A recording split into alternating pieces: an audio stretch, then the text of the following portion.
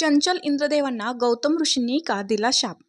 अहल्या गौतम ऋषींची करत असलेली सेवा पाहून इंद्रदेवांना त्यांची असूया वाटू लागली. सुवर्णप्रसादात राहूनही आपल्याला जे सुख मिळत नाही ते या ऋषीला झोपडीत मिळत आहे. हे कसं काय, असा प्रश्न त्याच्या मनात घर करून बसला. पृथ्वीवर विहार करण्याची इंद्रदेवांना मनस्वी आवड. कधी मानवाच्या वेशात जात असे तर कधी गुप्तपणे फेरफटका करी. एक दिवस अहल्या त्यांच्या दृष्टीस पडली. दिसायला नीटसं होती, अप्रतिम देखणी नव्हती. गौतम ऋषींची पत्नी होती. मनोभावे त्यांची सेवा करी. त्यांच्या आश्रमात दोघे राहत होते. दुरून पाणी वाहून आणणे, कपडे धुणे, लाकूड फाटा गोळा करणे, स्वयंपाक करणे आणि नवऱ्याची सेवा करणे, एवढी कामे अकल्पित आनंदाने व उत्साहाने पार पाडायची. अचाट सेवाधर्म, अलौकिक पतिसेवा याच तिच्या गुणांमुळे ती इंद्रदेवांच्या मनात भरली. ते शची, वृषा व विजय यांच्यामध्ये जे काही घडलं होतं त्या दिवसांपासून त्यांच्या व शचीमधून विस्तव जात नव्हता. इंद्रसभेत जातेवेळी ऐरावत शचीच्या कक्षाबाहेर थांबायचा.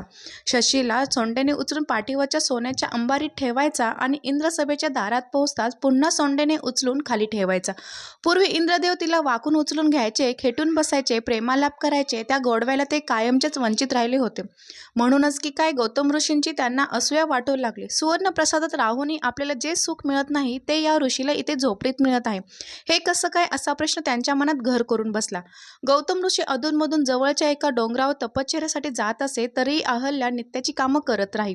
2-3दा देखण्या शिष्याची रूपे घेऊन इंद्रदेवाने तिच्याशी जवळीक साधण्याचा प्रयत्न केला, पण ती बदली नाही. ऋषीवर्य आल्यानंतर त्यांना भेटा, एवढं एकच उत्तर तिच्या ओठांवर होतं.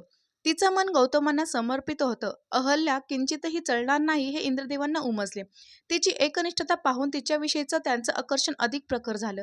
तिला प्राप्त करून घेण्यासाठी त्यांनी नेहमीचाच उपाय योजला. गौतमांच्या वेशात ते आश्रमात गेले. अहल्या अनात्यानंद झाली. ज्या सेवाधर्मासाठी व प्रेमभावनेसाठी इंद्रदेव असूसले होते ती त्यांना भरभरून मिळाली. इंद्रदेव म्हणून मिळत नव्हती, गौतम ऋषींच्या रूपात मिळत होती. हे एक किल्मिष होतं, पण त्या न्यूनाकडे त्यांनी दुर्लक्ष केले. पण एक दिवस गहजबज झाला. अहल्येला निकट घेऊन इंद्रदेव प्रेमवर्षाव करीत असतानाच गौतम आश्रमात प्रवेशले. सुदैव इतकंच की प्रसंगावधान राखून त्यांनी मांजराचं रूप घेतलं व पळ काढला. गौतम ऋषींना मांजर दिसलं नाही, कोणीतरी भुरकन गेलं एवढंच जाणवलं. हे कोण गेलं? त्यांनी सहजगत्या विचारलं. अहल्याच्या तोंडून शब्द फुटेना. ती कमालीची गर्भगळीत झाली होती. आले ते खरे गौतम आहेत. इतके दिवस आपण ज्यांच्याबरोबर राहिलो तो ऋषीवर्य नव्हता. आपल्या हातून व्यभिचार घडला, या घणाघाती विचाराने ती दबून गेली. मज्जार तिच्या तोंडून शब्द निसटला. या शब्दाचे 2 अर्थ, मांजर आणि माझा जार. यार, प्रियकर. गौतमाने दुसरा अर्थ स्वीकारला. मांजर पळालं तरीही एवढी घाबरते का, असं त्यांच्या मनात आलं. त्या क्षणी त्यांनी शाप दिला.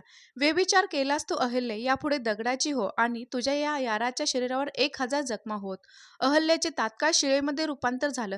इंद्रदेव आकाशमार्गावर होते, स्वतःच्या रूपात होते. मस्तकावर सुवर्ण मुकुट, अंगठावर जरीकाठी, पिवळं धोतर व उपर्ण हातात वज्र, पायात सोन्याचे जोडे, गळ्यात, दंडावर व मनगटावर आभूषण.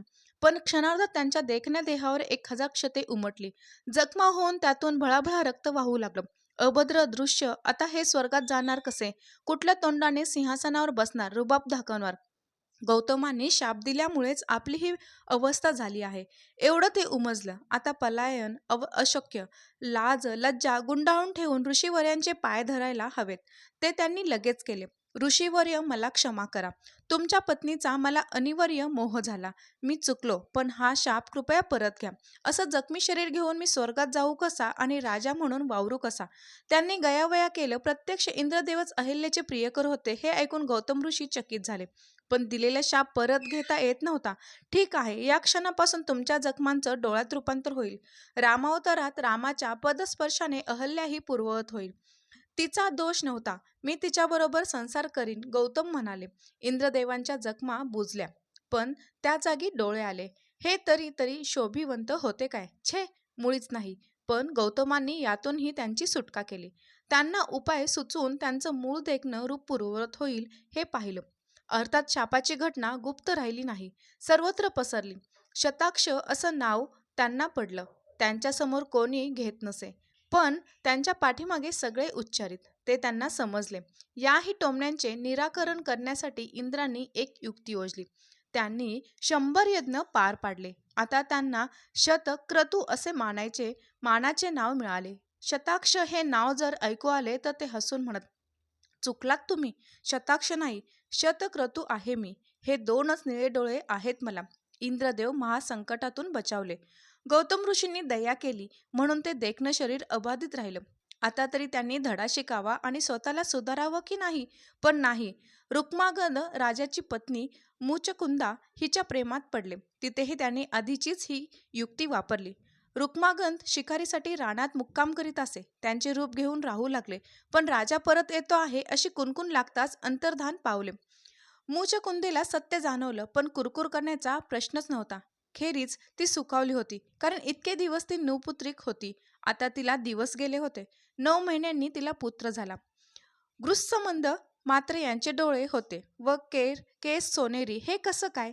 राणीने तात्काळ खुलासा केला. मी इंद्रदेवांची उपासना केली. त्यांच्या कृपेने हा मला झाला. हा खुलासा सर्वांनी स्वीकारला. इंद्रदेवांची कृपा झाली ही खरंच होतं. याही पुत्राकडे इंद्रदेवांनी दुर्लक्ष केलं. मात्र तो तरुण वयात आल्यानंतर त्यांच्या साम्याचा त्यांनी उपयोग करून घेतला. गृत्समंद ऋषी झाला. पृथ्वीवर गेले असताना अनेकदा दैत्य त्यांच्यावर धावून आले. त्यावेळी आपण गृत्समंद ऋषी असल्याची बतावणी करून इंद्रदेव निष्ठून गेले. तर मित्रांनो, ही कथा तुम्हाला आवडली असेल तर व्हिडिओला नक्कीच लाईक करा आणि हा ज्ञानवर्धक मोटिवेशनल चॅनलवरती नवीन असाल तर चॅनललाही जरूर सबस्क्राईब करा.